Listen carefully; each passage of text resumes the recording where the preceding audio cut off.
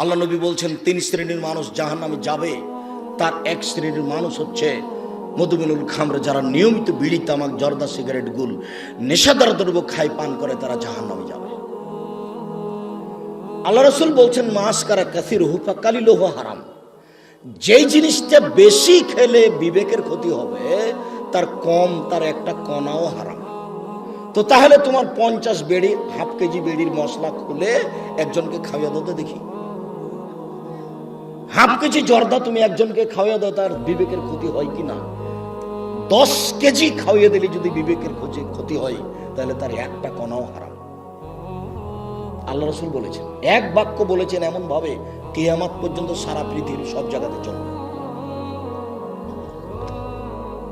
কাজেই হালাল রুজি খাবেন, আর জরুরি প্রয়োজন ছাড়া কোথাও বসবেন না, আর পরিবারের উপরে খুব শক্ত, খুব কঠোর হতে হবে।